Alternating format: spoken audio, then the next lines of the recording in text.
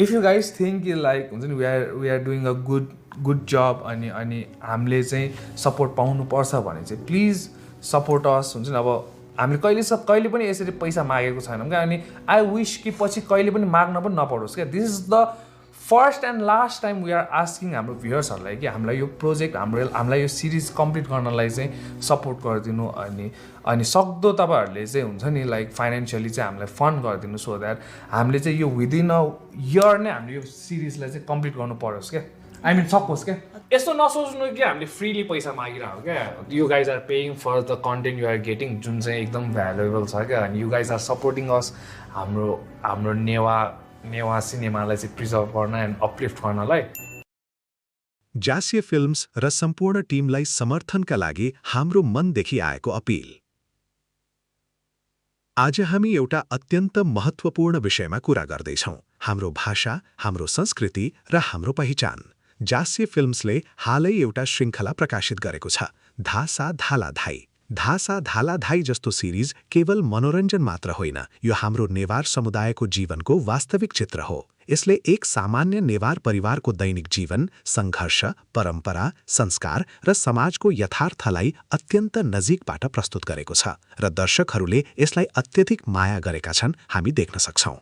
आजको आधुनिक युगमा हामीले स्पष्ट रूपमा देखिरहेका छौँ कि हाम्रो भाषा र संस्कृति बिस्तारै हराउँदै गइरहेको छ। नयाँ पुस्ता आधुनिकतासँग अघि बढ्दै गर्दा आफ्नो जरा र पहिचान बिर्सिने खतरा पनि बढ्दै गएको छ। यस्ता अवस्थामा धासा धालाधाई जस्ता सिरिजहरूले नेपाल भाषा नेवारीलाई जोगाउने, हाम्रो संस्कृतिलाई जीवित राख्ने र हाम्रो पहिचानलाई बलियो बनाउने महत्त्वपूर्ण भूमिका खेलिरहेका छन्। तर यहाँ एउटा प्रश्न उठ्छ, के केवल सृजनाकर्ताले मात्र हाम्रो संस्कृति जोगाउन सक्छन्? सक्दैनन् नि। यसको लागि हामी सबैको साथ आवश्यक हुन्छ।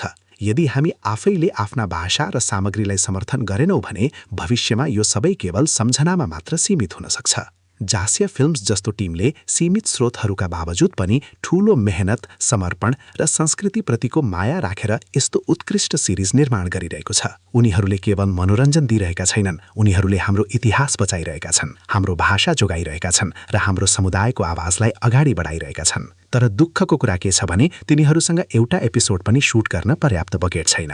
उनीहरूले एउटा एपिसोड बनाएका छन्, तर त्यो पनि कलाकार र अभिनेतालाई कुनै पैसा नदिएकन। अब सोच्नुहोस् उनीहरूले भविष्यका एपिसोडहरू कसरी बनाउनेछन्। अब समय आएको छ हामी सबै नेवार समुदाय एकजुट हुने। सानो प्रयासले पनि ठूलो परिवर्तन ल्याउन सक्छ। तपाईहरूले के गर्न सक्नुहुन्छ? सबैभन्दा पहिले यो सिरिज हेर्नुहोस्, आफ्नो परिवार, साथीभाइ र समुदायका अन्य सदस्यहरूलाई पनि हेर्न प्रेरित गर्नुहोस्। सामाजिक सञ्जालमा शेयर गर्नुहोस्, सकारात्मक प्रतिक्रिया दिनुहोस् र यसलाई अझ धेरै मानिसहरूसम्म पुर्याउन सहयोग गर्नुहोस्। दोस्रो, यदि सम्भव छ भने आर्थिक सहयोग गर्नुहोस्। 10, 20, 50 रुपियाँ सानो सहयोगले पनि यस्ता सृजनात्मक कामहरूलाई निरन्तरता दिन ठूलो योगदान पुर्याउँछ। तेस्रो, आफ्नो भाषा प्रयोग गर्नुहोस्। नेपाल भाषा बोल्न, सिक्न र सिकाउन सुरु गर्नुहोस्। भाषा नै संस्कृतिको आधार हो र भाषा जोगियो भने संस्कृति स्वतः जोगिन्छ। हामीले बुझ्नुपर्ने कुरा के हो भने यो केवल एउटा सिरिजको कुरा होइन, यो हाम्रो अस्तित्वको कुरा हो। यदि हामी आज मौन बस्यौँ भने भोलि हाम्रो पहिचान हराउन सक्छ। यदि हामी आज समर्थन गरेनौँ भने भोलि यस्ता सृजनाहरू रोकिन सक्छन्। धासा धालाधाई हाम्रो कथा हो, हाम्रो जीवन, हाम्रो दुःख, हाम्रो खुशी र हाम्रो संस्कारको कथा। त्यसैले यसलाई जोगाउन र अगाडि बढाउनु हाम्रो साझा जिम्मेवारी हो। आउनुहोस् हामी सबै मिलेर एकजुट बनौँ, आफ्नो संस्कृतिमा गर्व गरौँ, आफ्नो भाषालाई माया गरौँ र जासिया फिल्म्स र उनीहरूको टिमलाई पूर्ण समर्थन गरौँ। किनकि जब हामी एकजुट हुन्छौँ तब हाम्रो आवाज बलियो हुन्छ, हाम्रो संस्कृति सुरक्षित हुन्छ र हाम्रो भविष्य उज्यालो हुन्छ।